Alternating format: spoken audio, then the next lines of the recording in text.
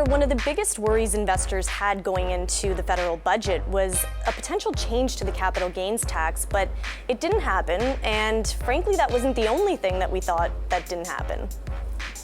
You're right, Sarah. There was a lot of speculation before the budget about changes to the capital gains inclusion rate. In fact, speculation that it could go as high as 75% to the 50% that it is right now.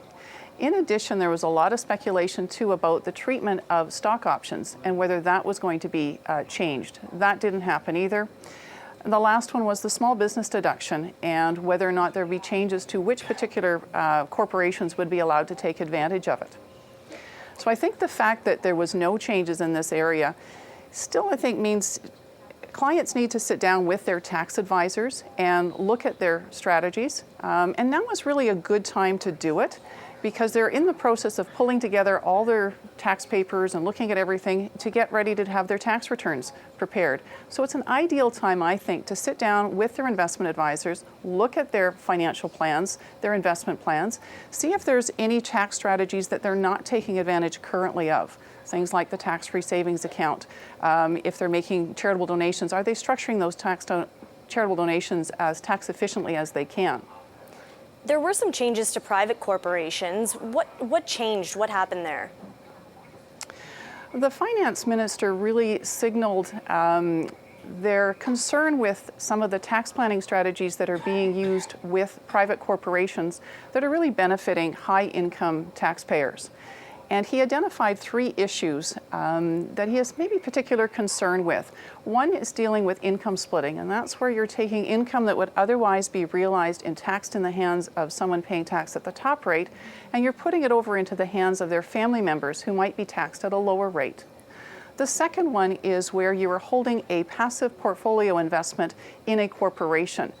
The third one that he's expressed some concern with is that there are strategies out there that are basically taking income, regular income of a corporation, so income that's paid out as salary and dividends, and converting it into a capital gain that would be taxed at a much lower rate.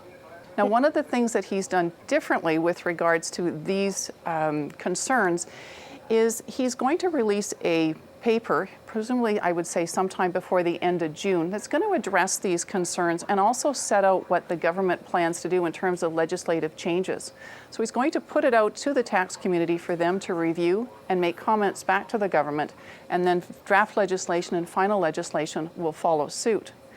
So I think clients that actually have private corporations, again, it's a good time to sit down with their tax advisor, take a look at their current tax planning strategies involving their corporation and whether anything needs to be changed in light of these potential proposed changes that might be coming forward.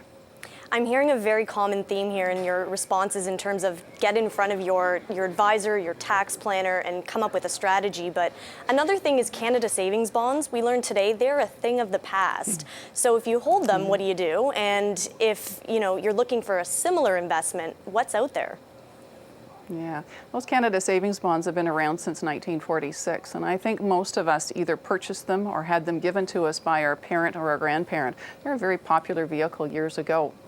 So if you actually own Canada savings bonds or you like Canada savings bonds, then I think again it's a good time to sit down with your investment advisor and to review what other alternative type investments there are out there that might be a good substitute for your Canada savings bonds. So a GIC or a term deposit, for example.